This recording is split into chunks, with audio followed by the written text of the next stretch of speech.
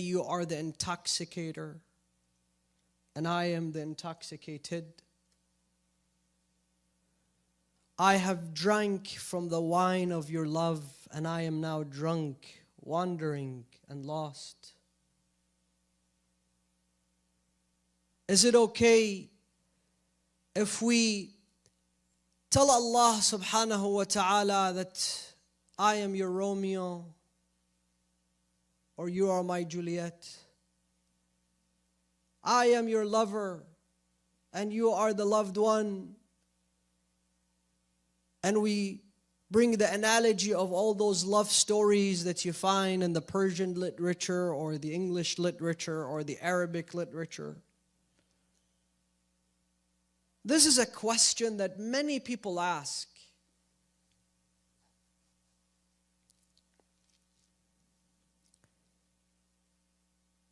And similarly, those people also ask the same question of Rasulullah sallallahu alayhi wa sallam. And prior to Rasulullah sallallahu alayhi wa sallam, other prophets were also asked.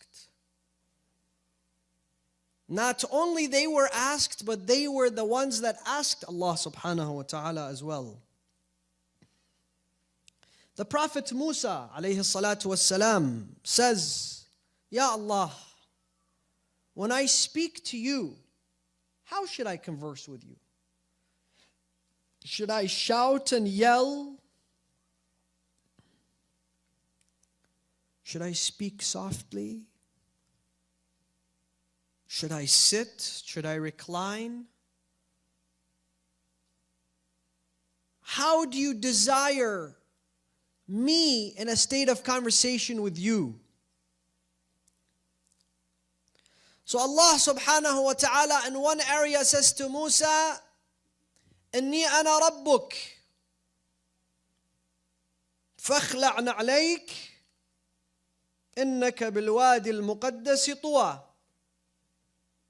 I am your Rabb, and I command you to take off your shoes, for you are in the most blessed valley.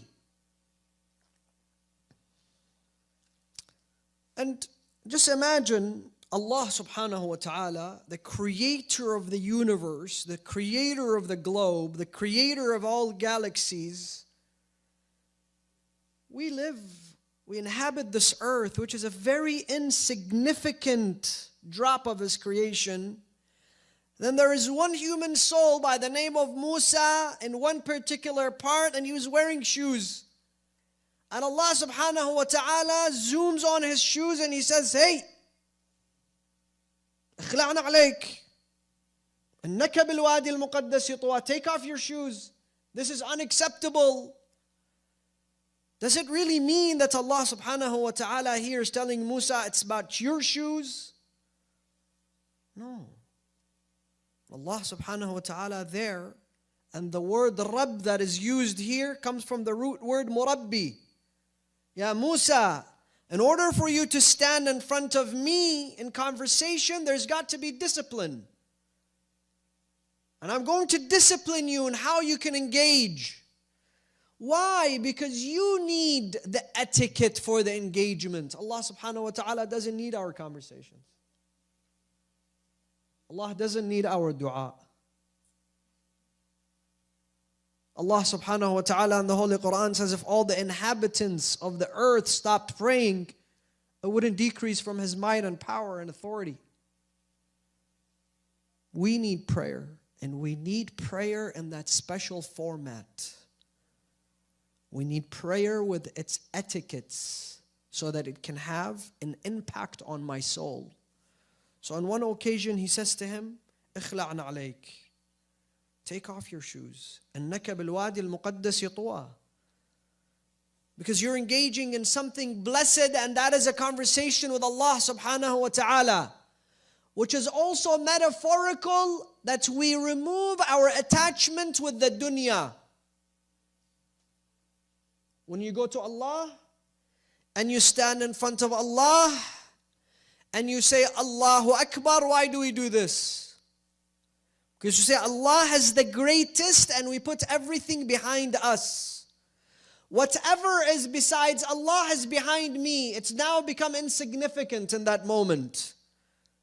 It's the same gesture as taking off my slippers or my shoes or my Air Jordans before I stand on salah. And I have seen now some people leading salah in Times Square, and usually the camera, if you notice, it zooms mostly on their sneakers because they're wearing very expensive, beautiful Air Jordans.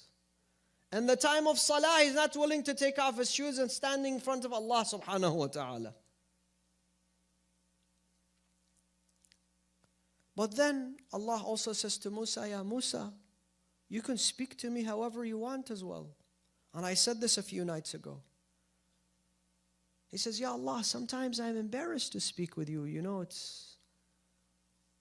maybe I'm not dressed properly, maybe I'm not in an appropriate situation. If I think of you in that moment, should I converse with you? Should I have a conversation with you? He says, yes, of course. People came to Rasulullah, Ya Rasulullah, how do we converse with Allah? وَإِذَا سَأَلَكَ عِبَادِي عَنِّي. Those ibad that came to you, Ya Rasulullah, asking about me. وَإِذَا سَأَلَكَ عِبَادِي عَنِّي فَإِنِّي قَرِيب. Tell them I am near. أُجِيبُ دَعْوَةَ الدَّاعِ إِذَا دَعَانِ فَلْيَسْتَجِيبُوا لِي وَلِيُؤْمِنُوا بِي. But if you read the entire Quran, Allah teaches us how to converse with Him, how to speak with Him, and the appropriate language. And some people, in the time of Rasulullah, they said, Ya Rasulullah, don't you say that Allah is our best friend? Don't you say He's the closest entity to us, the closest existence to us? He's more merciful and most compassionate to us. He loves us more than our mother loves us. Don't you say that? Yes. So why can't I speak to Allah subhanahu wa ta'ala the way that I speak to my friends? Na'udhu billah, na'udhu billah. Sometimes, you can say whatever you want to your friends, right? When you're upset with them and you're joking with them, when you're pulling a prank on them. But is that okay to do that with Allah subhanahu wa ta'ala? So they asked Rasulullah, is it okay? Is it okay if we just, whatever comes to our mind, we just say it in a conversation with the Lord? So Allah says, وَلِلَّهِ الْأَسْمَاءُ الْحُسْنَى. Allah reveals this ayah within the Holy Quran. And to Allah are all the glorified, beautiful, immaculate names and titles. فَادْعُوهُ بِهَا. Call Allah subhanahu wa ta'ala and those names with those titles.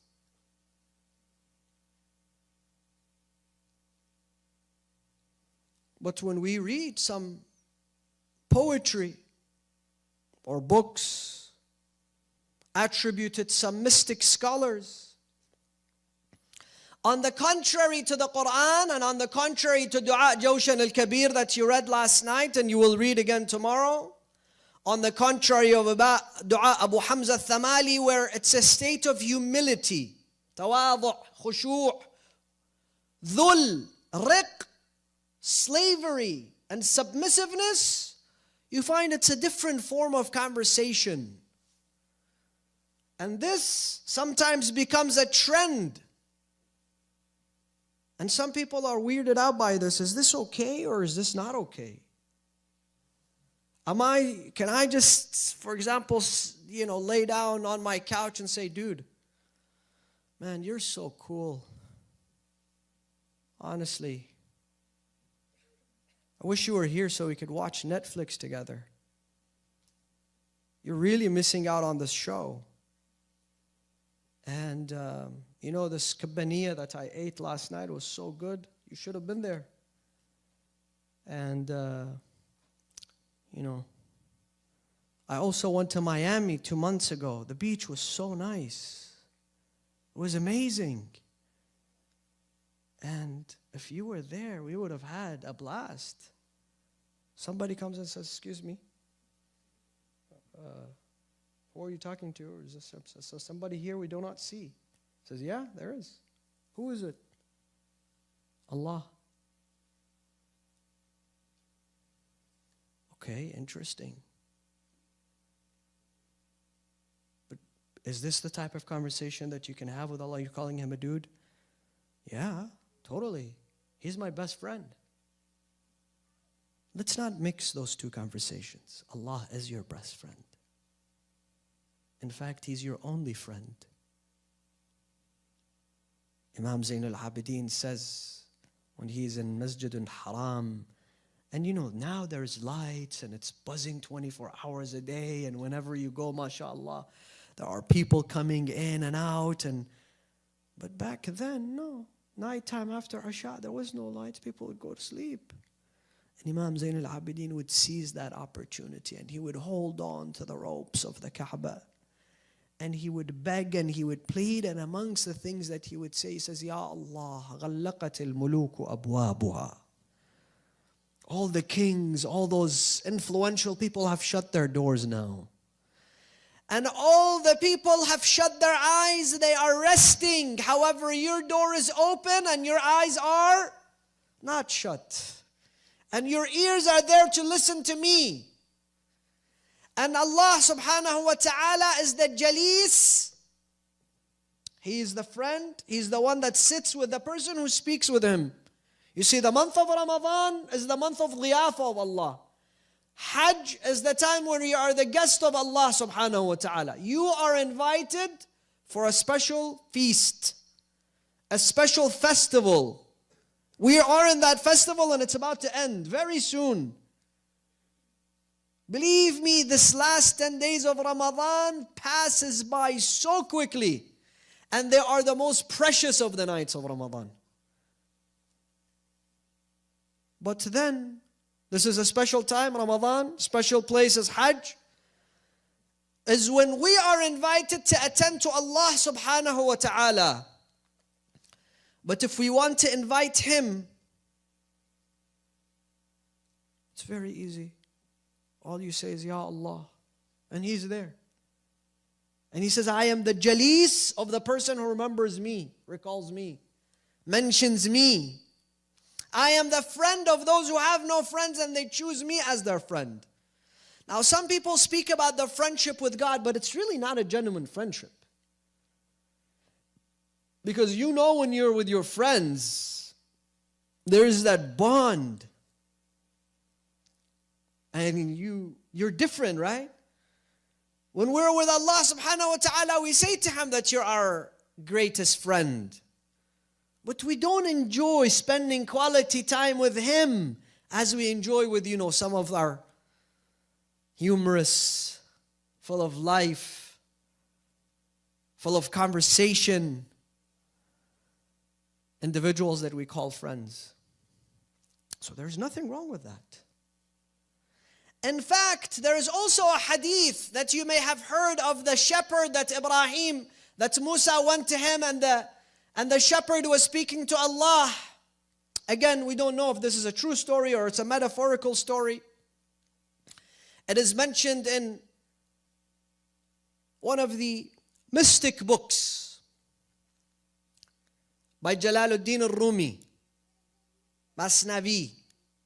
He says there is, a shepherd and he's speaking to God and he says, I want to take the lice out of your hair and massage your feet and bathe you and tuck you into bed. And then Musa comes and says to him, what are you doing? He says, I'm speaking to God. Then Musa says to him, you cannot speak to God like this. And the man stops speaking to God altogether out of embarrassment. And then God comes and He says, Musa, for 40 years this man was speaking to me. After you've embarrassed him, now he's not speaking with me.